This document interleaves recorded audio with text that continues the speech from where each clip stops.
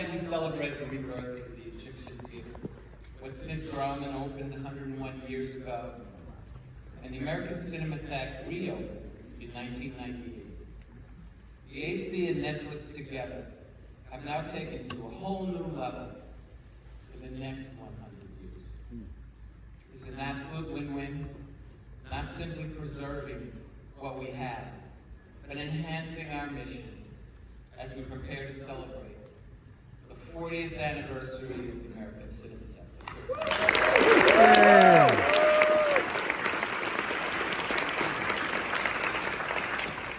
When you walk in and when you look around, you see that it's a place that is built for the movies. It's built for the grandeur of the movies.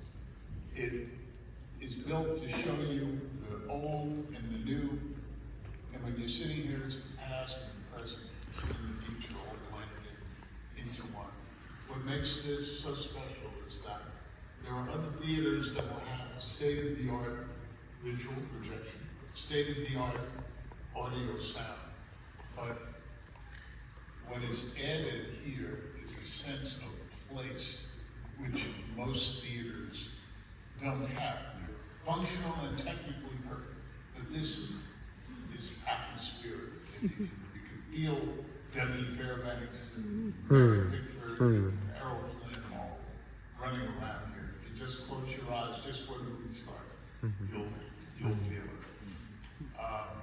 Cinematheque's going to start our presentations with a special 70mm festival, which will include the Cinematheque's personal prints of Lawrence of Arabia, 2001, Space Odyssey, plus from Janus Films, Jacques Tati's Playtime, and James Cameron's Aliens, which actually played at the Egyptian in 1986. Wow.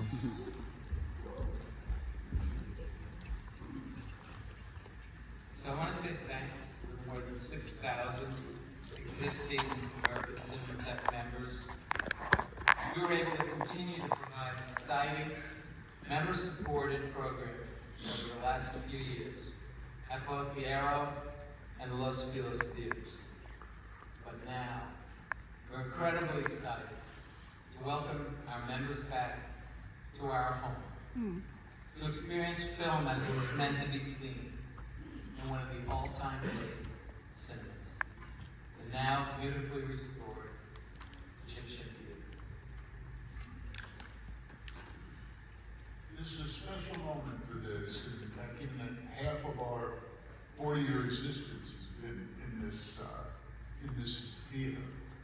And we want to truly thank Netflix for working with us, understanding what it is that we do, and being a great partners, both financial and, how can I put it, cultural.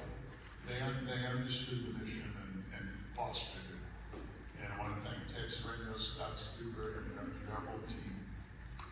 There are other people who we should be acknowledging tonight who've gone above and beyond.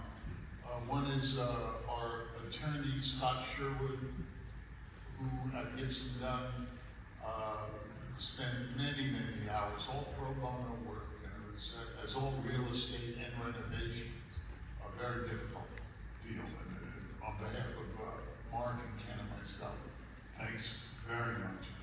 And the obvious thanks to architects, Peyton Hall, Russ Brennan, Russ Studio 440, and Tony Ambachan, lead on the renovation of the entire crew, because you can see what they've done. They all do a good job.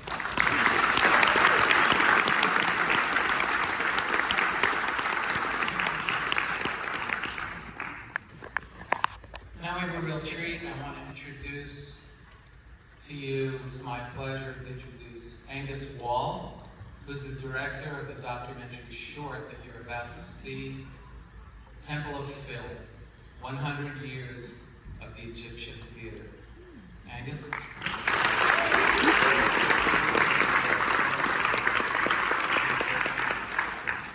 Awesome room, right? I can't wait to watch a lot of movies here. I grew up in a tiny town called Farm Carmel, Virginia, not far from where Peyton Hall grew up. And we had a tiny theater called the State Theater that I used to go to as often as I could. My brother, when I'm not going to tell you how all that was when this happened, but Apocalypse Now came out. He told our mother that he was going to take me to see the movie and leave before there were any violent parts. So we walked out during the end crawl. And that experience was seminal for me. I can't wait to see that movie here and so many others. That definitely started my path to working in film. I had another experience in this room, and there was a balcony here. I brought my kids here, my two sons here, to see the first Indiana Jones movie. And it was a packed house. It was a really loud house. And we sat right up there, which is now part of the projection booth and the speaker array. And you know the part where Indy's about to get in a fight with the big, bare-chested guy with a bald head and the flying wing? They're about to throw the first punch, and there was this jump cut to Belloc, the villain, and the German commander having tea. And there's this big fireball on the other side of a sand dune, which of course meant that the scene was missing. And the whole room was like, ah. And there was this pause, and then everybody started laughing and clapping. Because that's why you come to a theater to experience, sorry, Ben, projectionist, but it wasn't working that night. But that's the sort of communal experience that you come to a place like this for. Hopefully not with technical problems like that. You know, I'm going to go to a speech now, which is super short. Movies change you, and they remind you who you really are. And for me, they've always spoken a secret truth to me.